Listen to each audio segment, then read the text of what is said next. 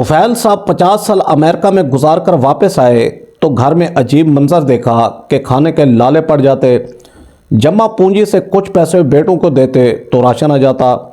گھر کے حالات دیکھ کر واپس امریکہ چلے گئے تو مہینہ ختم ہونے سے پہلے بیٹوں کا فون آ جاتا، پیسے بھیج دیں۔ وہ بڑے حیران ہوتے کہ اتنا پیسہ آخر کہاں گیا۔ ایک دن طفیل صاحب نے ایک ورکر سے بیٹے کو فون کروایا کہ بیٹے کو کہو طفیل صاحب کی موت ہو گئی ہے تو ڈیڈ باڈی کا کیا کرنا ہے؟ تو وہ بولا ادھر ہی پھینک دیں۔ تو طفیل صاحب نے پاکستان آ کر جیلی تابوت تیار کیا، 7 لاکھ روپے رکھ کر۔ بس تھوڑے وقت کی بات اور ہے، پھر میں پاکستان اپنے وطن اپنی زمین پر پہنچ جاؤں گا۔ طفیل صاحب جہاز کی کھڑکی سے نیچے دیکھ رہے تھے، بادلوں کے نیچے کہیں ان کا اپنا ملک تھا، وہی زمین جسے انہوں نے جوانی میں چھوڑا تھا اور اب 50 سال بعد بڑھاپے میں واپس آ رہے تھے۔ ان کے دل میں عجیب سی کیفیت تھی، خوشی بھی تھی کہ آخر کار اپنے گھر جا رہے ہیں، اور ایک ڈر بھی تھا کہ نہ جانے گھر والے کیسے ہوں گے۔ 60 سال کا طویل عرصہ کوئی کم نہیں ہوتا۔ انہوں نے اپنی جوانی، صحت اور نیند سب پردیس کی نظر کر دی تھی۔ فیکٹریوں میں کام کرتے کرتے ہاتھ سخت ہو چکے تھے، بال سفید ہو گئے تھے، مگر دل ہمیشہ یہی سوچ کر مضبوط رکھا کہ سب کچھ بچوں کے لیے ہے۔ امریکہ میں ان کی زندگی بس کام اور تنہائی کا نام تھی، نہ کوئی اپنا، نہ کوئی پوچھنے والا۔ سرد راتوں میں جب جسم تھک جاتا تو وہ بچوں کی شکلیں یاد کر کے خود کو سنبھالتے، ہر مہینے پیسے پاکستان بھیجتے اور دل کو تسلی دیتے کہ میرے بچے آرام سے ہوں گے، میرا گھر آباد ہوگا۔ انہیں کبھی یہ گمان بھی نہیں گزرا تھا کہ حقیقت اس کے برعکس ہو سکتی ہے۔ جب جہاز پاکستان کی زمین پر اترا تو انہوں نے دل ہی دل میں شکر ادا کیا۔ ایئرپورٹ سے باہر نکلے تو کوئی ان کا منتظر نہیں تھا، کسی بیٹے کی شکل تک نظر نہ آئی۔ انہوں نے خود ہی ٹیکسی لی اور گھر کا پتہ بتایا۔ راستے پر وہ شہر کو دیکھتے رہے، عمارتیں بدل چکی تھیں، سڑکیں نئی لگ رہی تھیں، سب کچھ بدل چکا تھا۔ ایسا لگ رہا تھا جیسے وہ کسی نئی جگہ پر آ گئے ہوں۔ پرانے محلے میں پہنچے تو احساسات عجیب سے ہو گئے۔ بچپن اور جوانی کی بے شمار یادیں نظروں کے سامنے گھوم گئیں۔ مکانات بدل چکے تھے مگر گلیاں اور اس میں لگے ہوئے درخت وہی تھے، یہاں کی مٹی وہی تھی۔ دروازے پر پہنچ کر انہوں نے لمحہ بھر روک کر سانس لی۔ یہی وہ گھر تھا جس کے لیے انہوں نے 50 سال کمائے تھے۔ دروازہ کھٹکھٹایا تو کچھ دیر بعد بڑا بیٹا سامنے آیا۔ چہرے پر نہ خوشی تھی نہ حیرت، بس ایک رسمی سا تاثر تھا۔ طفیل صاحب کو دیکھ کر بھی اس نے کچھ خاص جذبات کا اظہار نہیں کیا تھا۔ طفیل صاحب کے دل میں ہلکی سی ٹیس اٹھی، مگر انہوں نے خود کو سنبھالا اور اندر داخل ہو گئے۔ گھر کے اندر کا منظر دیکھ کر ان کے قدم بھاری ہو گئے۔ صحن میں ویرانی تھی، دیواروں پر میل جمی ہوئی تھی، فرش گرد سے اٹا ہوا تھا، ٹوٹا پھوٹا سا مکان تھا جس میں کچھ بھی نیا نہیں تھا۔ یہ مکان جب وہ برسوں پہلے آئے تھے تب بنایا گیا تھا۔ کچن کی طرف نظر گئی تو برتن بکھرے پڑے تھے۔ فریج کھولو تو اندر صرف پانی کی ایک بوتل نظر آئی۔ ان کا دل بیٹھ سا گیا، وہ خاموشی سے یہ سب دیکھتے رہے اور کسی سے کچھ نہ پوچھا۔ کھانے کا وقت ہوا تو دسترخوان پر چند سوکھی روٹیاں اور پتلی دال رکھی گئی۔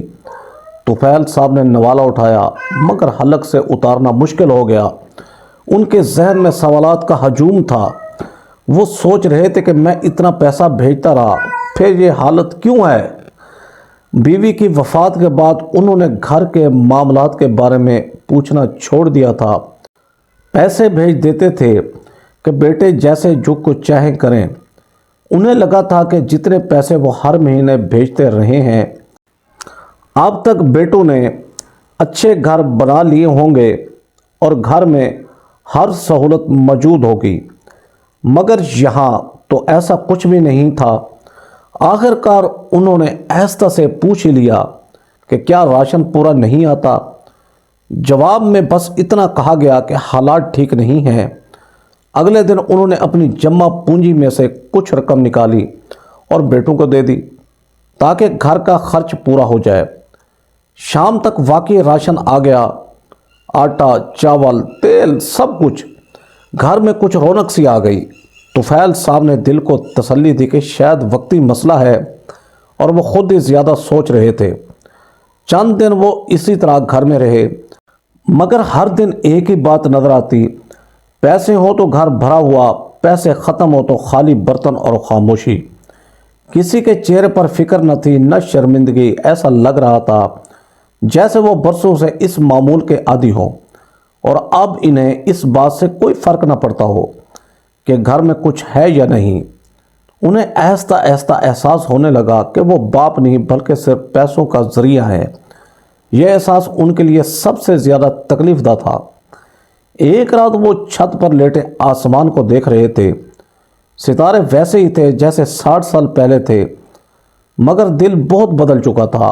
ان کی آنکھوں سے آنسو بہنے لگے۔ وہ سوچ رہے تھے کہ کیا انہوں نے ساری زندگی غلط جگہ لگا دی؟ کیا جن کے لیے سب کچھ کیا وہی آج سب سے زیادہ بے نیاز ہیں؟ کچھ دن بعد انہوں نے دوبارہ امریکہ جانے کا فیصلہ کیا۔ اس بار جاتے ہوئے دل مزید بجھل تھا۔ کسی کی آنکھ میں نمی نہ تھی، کوئی بھی ان کے جانے پر اداس نہ تھا۔ بس رسمی سا الوداع تھا۔ امریکہ پہنچ کر پھر وہی فیکٹری، وہی مشقت اور وہی تنہائی شروع ہو گئی، مگر اب دل پہلے سے زیادہ ٹوٹا ہوا تھا۔ انہیں اپنی زندگی بے معنی سی محسوس ہونے لگی تھی۔ دوبارہ ملازمت کرتے ہوئے مہینہ ہونے والا تھا۔ مہینہ ختم ہونے سے پہلے فون آ گیا کہ پیسے بھیج دیں، خرچ ختم ہو گیا ہے۔ طفیل صاحب حیران رہ گئے۔ پچھلے مہینے بھیجی گئی رقم یاد آئی، اچھی خاصی خطیر رقم۔ گھر بھیجنے کے بعد جب وہ گھر پہنچے تو وہاں فاقے تھے۔ بیٹے نہ جانے اتنی لمبی چوڑی رقم کا کیا کرتے تھے، مگر انہوں نے کچھ نہ کہا اور پیسے بھیج دیے۔ یہ سلسلہ ہر مہینے چلتا رہا۔ وہ سوچتے رہے کہ آخر اتنا پیسہ کہاں جاتا ہے، مگر جواب کہیں نہیں ملتا تھا۔ ایک دن کام کے دوران وہ اچانک رک گئے۔ ان کے ذہن میں ایک خیال آیا کہ اگر میں مر جاؤں تو کیا ہوگا؟ یہ خیال آہستہ آہستہ ایک سخت فیصلے میں بدل گیا۔ انہوں نے ایک ورکر کو بلایا اور پاکستان فون کروایا۔ پیغام یہ دیا گیا کہ طفیل صاحب کا انتقال ہو گیا ہے اور پوچھا جائے کہ لاش کا کیا کرنا ہے۔ پاکستان فون کر کے ان کے بیٹوں کو طفیل صاحب کے انتقال کی خبر دی۔ جواب ہے کہ وہیں پھینک دیں، یہاں کوئی مسئلہ نہیں چاہیے۔ یہ سن کر طفیل صاحب کے ہاتھ کانپ گئے۔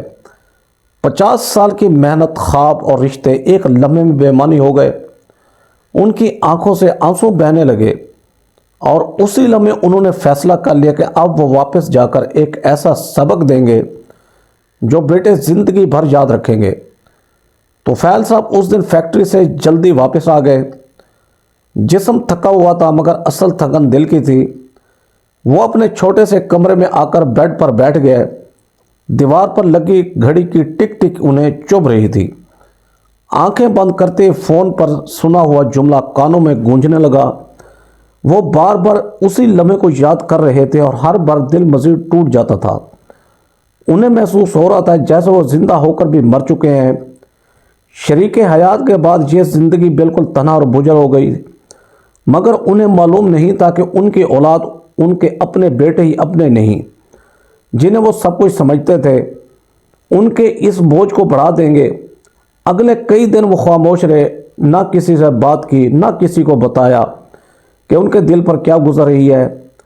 کام پر جاتے تو مشینیں چلتی رہتی اور ان کا ذہن کہیں اور بھٹکتا رہتا۔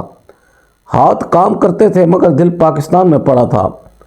انہیں ہر لمحہ یہی خیال ستاتا کہ جن بچوں کے لیے انہوں نے اپنی پوری زندگی قربان کی، وہی بچے ان کی لاش کو بوجھ سمجھ رہے ہیں، ان کی آخری تدفین کرنے سے بھی قاصر ہیں، آخری بار ان کا چہرہ بھی نہیں دیکھنا چاہتے۔ ایک رات انہوں نے اپنا بیگ کھولا، اس میں پرانے کاغذات، رسیدیں اور بچت کی تفصیل رکھی ہوئی تھی۔ انہوں نے ایک ایک کاغذ نکال کر دیکھا۔ ہر رسید ان کی محنت کی گواہ تھی۔ ہر رقم کے پیچھے ایک تھکی ہوئی رات، ایک لمبا دن اور ایک ادھورا خواب چھپا تھا۔ وہ دیر تک وہ سب دیکھتے رہے اور پھر آہستہ سے بیگ بند کر دیا۔ اسی رات انہوں نے فیصلہ کیا کہ اب مزید خاموش رہنا خود اپنے ساتھ ظلم ہوگا۔ وہ یہ جان چکے تھے کہ سیدھی بات کرنے کا کوئی فائدہ نہیں۔ اگر وہ زندہ رہ کر بھیجتے رہے تو یہی ہوتا رہے گا۔ انہیں ایسا راستہ چننا چاہیے جو آنکھیں کھول دے اور ضمیر جھنجھوڑ دے۔ اگلے دن انہوں نے چھٹی لی اور شہر کے ایک ایسے شخص کے پاس گئے جو کئی سالوں سے پاکستان پارسل اور سامان بھجوانے کا کام کرتا تھا۔ وہ شخص انہیں جانتا تھا۔ طفیل صاحب نے اس سے عام باتیں کی اور پھر آہستہ آہستہ اصل موضوع کی طرف آئے۔ انہوں نے پوچھا کہ اگر کسی کو پاکستان سامان بھیجنا ہو تو کیا کیا طریقے ہوتے ہیں۔ وہ آدمی تفصیل سے بتاتا رہا اور طفیل صاحب خاموشی سے سنتے رہے۔ چند ہفتوں بعد انہوں نے پاکستان جانے کی تیاری شروع کر دی۔ اس بار انہوں نے کسی کو اطلاع نہیں دی، نہ بیٹوں کو نہ کسی اور کو۔ انہوں نے اپنے اکاؤنٹس دیکھے، حساب لگایا، ان کے اکاؤنٹ میں اب بھی لاکھوں روپے تھے۔ رقم ایک طرف رکھ لی، یہ وہ پیسہ تھا جو انہوں نے آخری امید سمجھ کر سنبھال کر رکھا تھا۔ پاکستان پہنچ کر وہ سیدھا اپنے پرانے محلے نہیں گئے۔ انہوں نے ایک چھوٹے سے ہوٹل میں کمرہ لیا۔ آئینے میں خود کو دیکھا تو انہیں اپنا چہرہ پہچاننے میں دقت ہوئی۔ آنکھوں کے نیچے سیاہ ہلکے، چہرے پر تھکن اور بالکل خالی نظروں والا ایک بوڑھا شخص سامنے کھڑا تھا۔ خسارے کا احساس ایک بار پھر سے انہیں شدت سے ستانے لگا تھا۔ اگلے چند دن وہ خاموشی سے مختلف جگہوں پر جاتے رہے۔ کہیں لکڑی کا کام دیکھتے، کہیں کپڑے، کہیں پیکنگ کا سامان۔ وہ ہر چیز بڑے غور سے دیکھتے تھے۔ ان کے ذہن میں ایک ایک قدم واضح ہوتا جا رہا تھا۔ وہ جانتے تھے کہ یہ سب آسان نہیں ہوگا، مگر اب پیچھے ہٹنے کا کوئی راستہ باقی نہیں تھا۔ انہوں نے فیصلہ کر لیا تھا کہ وہ ہر حال میں اپنے ذہن میں چل رہے اس منصوبے پر عمل کریں گے۔ ایک دن انہوں نے ایک ایسے کاریگر سے رابطہ کیا جو تابوت بنانے کا کام کرتا تھا۔ وہ شخص معمول کے مطابق بات کر رہا تھا اور طفیل صاحب غور سے اسے دیکھ رہے تھے۔ انہوں نے سادہ انداز میں بتایا کہ انہیں ایک تابوت چاہیے، مضبوط اور صاف ستھرا، جیسے باہر کے ممالک میں لاشوں کو دفن کرنے سے پہلے تابوت میں رکھا جاتا ہے۔ انہیں بالکل ویسا تابوت چاہیے۔ کاریگر نے قیمت بتائی اور وقت دیا۔ طفیل صاحب نے بغیر بحث کے رقم دے دی۔ تابوت کا آرڈر دیکھ کر وہ ہوٹل واپس آ گئے۔ اگلے دن مزید کچھ کام کرنے میں گزار دیے تھے۔ چند دن بعد تابوت تیار ہو گیا۔ اسے دیکھ کر ان کا دل زور سے دھڑکا، مگر وہ مضبوط رہے۔ انہوں نے اس تابوت کو غور سے دیکھا، جیسے یہ کوئی عام لکڑی کا ڈبہ نہیں بلکہ ان کی پوری زندگی کی کہانی ہو۔ انہوں نے اسی تابوت کے ساتھ وہ رقم رکھنے کا انتظام کیا جو انہوں نے برسوں کی محنت سے جمع کی تھی۔ صبح کا وقت تھا، سورج ابھی پوری طرح نکلا نہیں تھا۔ گلی میں ہلکی ہلکی روشنی پھیل رہی تھی اور محلہ معمول کی نیند سے جاگ رہا تھا۔ طفیل صاحب کے پرانے مکان کے دروازے پر اچانک زور سے دستک ہوئی۔ ایک کے بعد ایک دستک، مسلسل اور بھاری آوازیں۔ اندر بڑا بیٹا چارپائی پر لیٹا آنکھیں مل رہا تھا۔ دل میں کوفت سی ہوئی کہ اتنی صبح کون آ گیا۔ بڑبڑاتا ہوا اٹھا، وہ دروازے کی طرف بڑھا۔ جیسے ہی دروازہ کھولا تو اس کے قدم وہیں جم گئے۔ سامنے 3-4 آدمی کھڑے تھے۔ ان میں سے 2 کے ہاتھوں میں سفید کپڑے سے ڈھکا ہوا ایک تابوت تھا۔ تیسرا آدمی آگے بڑھا اور سنجیدہ لہجے میں بولا کہ خدا ترس بندے ہیں ہم، میرا آپ کے والد پر کوئی حق نہیں ہے، نہ کوئی رقم لینی ہے، نہ کوئی مطالبہ ہے۔ یہ آپ کے والد کی میت ہے جو امریکہ سے پاکستان بھیجی گئی ہے۔ اب آگے کا کام آپ کا ہے۔ بڑا بیٹا ساکت کھڑا انہیں دیکھتا رہا۔ اس کے چہرے پر حیرت، خوف اور انکار ایک ساتھ ابھر آئے۔ اس کے منہ سے بے اختیار نکلا کہ یہ کیا مذاق ہے؟ میرے والد زندہ ہیں، وہ امریکہ میں ہیں۔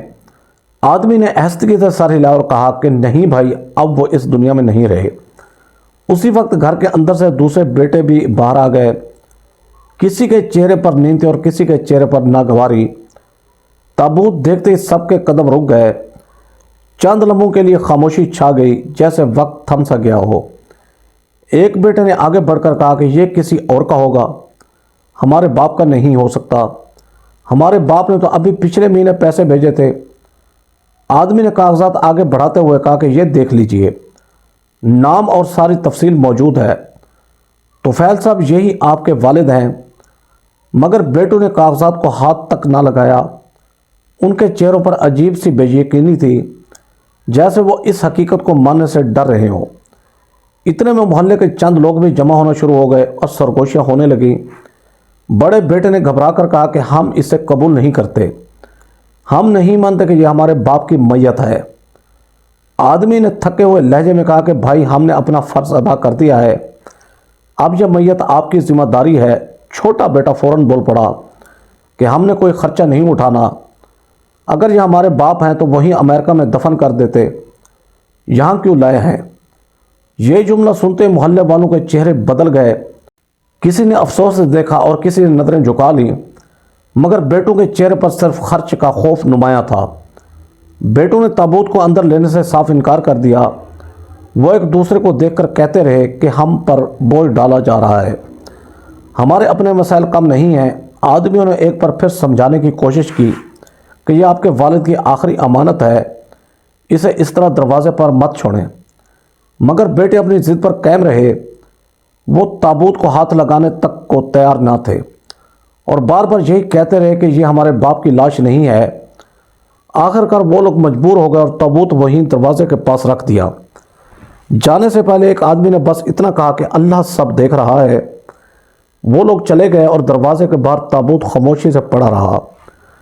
سورج اب خاصا اوپر آ چکا تھا اور اس کی روشنی تابوت پر پڑ رہی تھی، مگر اندر موجود حقیقت کسی کے دل کو چھونے کو تیار نہ تھی۔ کچھ دیر بعد بیٹوں نے آپس میں مشورہ کیا۔ ایک نے کہا کہ اگر یہ یہاں رہا تو محلے میں ہماری بدنامی ہوگی۔ دوسرے نے کہا کہ کسی طرح واپس بھیج دیتے ہیں، ہم نے کچھ نہیں دیکھا۔ تیسرے نے ڈرتے ڈرتے کہا کہ اگر واقعی باپ ہوئے تو۔ اس جملے پر سب خاموش ہو گئے، مگر خاموشی زیادہ دیر نہ رہی۔ خرچ کا خوف اور ذمہ داری کا بوجھ سب احساسات پر حاوی ہو گیا۔ انہوں نے تابوت کو آگے روانہ کرنے کی کوشش کی، کبھی کہتے کہ کسی اور کے گھر رکھ دو، کبھی کہتے کہ ایمبولینس بلا کر کہیں اور لے جاؤ، مگر کوئی تیار نہ ہوا۔ سب نے صاف انکار کر دیا۔ اسی دوران ایک بوڑھا ہمسایہ آگے بڑھا، جس نے طفیل صاحب کو جوانی میں دیکھا تھا۔ اس کی آنکھوں میں آنسو تھے۔ اس نے بھاری آواز میں کہا کہ یہ وہی شخص ہے جس نے ساری عمر تمہارے لیے پردیس میں گزار دی، آج اس کی لاش بھی تمہیں بوجھ لگ رہی ہے۔ بیٹے نظریں چرا گئے، کسی کے پاس کوئی جواب نہ تھا۔ بوڑھے نے تابوت کے پاس جا کر کپڑا ہٹانے کی کوشش کی، مگر بڑے بیٹے نے فوراً روک دیا اور کہا کہ نہیں، ہم اسے نہیں کھولیں گے۔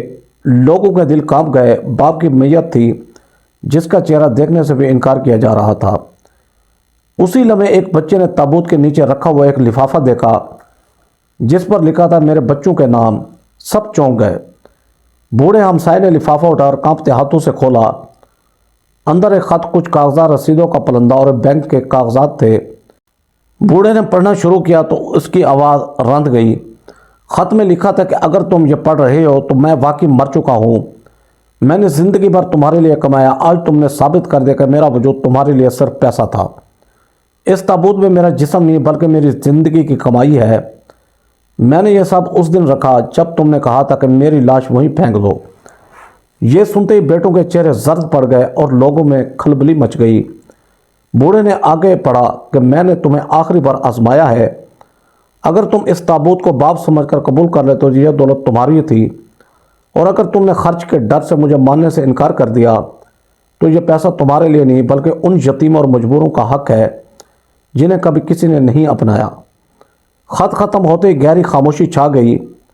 بیٹے ایک دوسرے کو دیکھتے رہ گئے۔ ان کے سامنے تابوت پڑا تھا، مگر اب وہ خالی نہیں لگ رہا تھا، وہ ان کے ضمیر کا بوجھ بن چکا تھا۔ محلے والوں کی آنکھوں میں آنسو تھے اور کسی نے آہستہ سے کہا کہ باپ تو مر کر بھی زندہ نکلا۔ بیٹے زمین میں گڑے کھڑے تھے، نہ آنکھ اٹھا سکتے تھے اور نہ زبان ہلا سکتے تھے، کیونکہ ان کے سامنے باپ کی محبت، محنت اور اس کا دیا ہوا سبق ایک ساتھ آ کھڑا ہوا تھا۔ بیٹے تابوت کے سامنے کھڑے تھے اور ان کے دلوں میں پہلی بار پچھتاوے نے سر اٹھایا تھا۔ آنکھوں کے سامنے باپ کی ساری محنت گھوم رہی تھی اور دل بار بار انہیں ملامت کر رہا تھا۔ وہ ابھی اسی کیفیت میں تھے کہ اچانک گلی میں ہلچل ہوئی۔ ایک مانوس سا وجود آہستہ آہستہ آگے بڑھا، سفید بال، جھکی ہوئی کمر۔ وہ طفیل صاحب تھے، زندہ سلامت، خاموش۔ بیٹوں کی آنکھیں حیرت سے پھیل گئیں، کسی کے منہ سے آواز تک نہ نکل سکی۔ انہیں یوں لگا جیسے ضمیر مجسم ہو کر ان کے سامنے آ کھڑا ہوا ہو۔ طفیل صاحب نے کسی کی طرف دیکھا نہیں، سیدھے تابوت کے پاس گئے، کپڑا ہٹایا، ڈھکن کھولا اور اس میں رکھی ہوئی رقم ایک ایک کر کے باہر نکالی۔ نوٹوں کے بنڈل ان کی زندگی کی محنت کی گواہی دے رہے تھے۔ انہوں نے گہری سانس لی اور آہستہ سے کہا کہ یہ پیسہ اب تمہارا نہیں، یہ ان بچوں کا ہے جن کا کوئی نہیں۔ میری محنت کی کمائی تو تم لوگ جوئے میں اڑاتے رہے۔ یہاں پاکستان آنے کے بعد میں نے یہ بھی پتہ کر لیا تھا کہ میرا بھیجا گیا اتنا پیسہ کہاں گیا، اور تب مجھے یہ سن کر بے حد افسوس ہوا کہ وہ سارا پیسہ جو میں بھیجتا رہا تم لوگوں نے جوئے میں اڑایا۔ اپنی زندگی سنوارنے کے لیے میرے بھیجے گئے پیسوں سے کچھ نہیں کیا۔ یہ سن کر بیٹوں کے سر جھک گئے۔ شرمندگی ان کے چہروں سے ٹپک رہی تھی، مگر اب بہت دیر ہو چکی تھی۔ اسی دن طفیل صاحب وہ ساری رقم ایک یتیم خانے کے نام وقف کر گئے۔ انہوں نے خود بھی وہیں جا کر رہنے کا فیصلہ کیا۔ وہ یتیم خانے کے بچوں کے ساتھ بیٹھتے، انہیں کہانیاں سناتے، ان کی تعلیم، خوراک اور رہائش کا پورا انتظام کرتے۔ جن بچوں کے پاس کوئی باپ نہیں تھا، انہیں طفیل صاحب میں ایک سایہ مل گیا۔ ان کی آنکھوں میں پھر سے زندگی لوٹ آئی تھی۔ بیٹوں نے بار بار معافی مانگنے کی کوشش کی، مگر طفیل صاحب نے صاف کہہ دیا کہ جس دن تم نے میری میت کو بوجھ سمجھا تھا، اسی دن یہ رشتہ ختم ہو گیا تھا۔ انہوں نے ساری زندگی کے لیے بیٹوں سے ناطہ توڑ لیا۔ یوں طفیل صاحب نے اپنے انجام سے یہ ثابت کر دیا کہ باپ کی محبت کو ٹھکرا دینے والے اولاد سے رشتے نہیں، سبق ملتا ہے، اور وہ سبق عمر بھر نہیں بھلایا جاتا۔ دوستو، کمنٹس باکس میں اپنی رائے کا ضرور اظہار کیجیے گا کہ یہ سٹوری آپ کو کیسی لگی۔ ایسی سبق و سٹوری دیکھنے کے لیے ویڈیو کو لائک کریں، ہمارے چینل شوکت وائس کو سبسکرائب کر کے بیل آئیکن کو دبا کر آل پر کلک کر دیں تاکہ آپ کو ہر آنے والی نیو ویڈیو کا نوٹیفیکیشن سب سے پہلے ملے۔ Thanks for watching. اللہ حافظ۔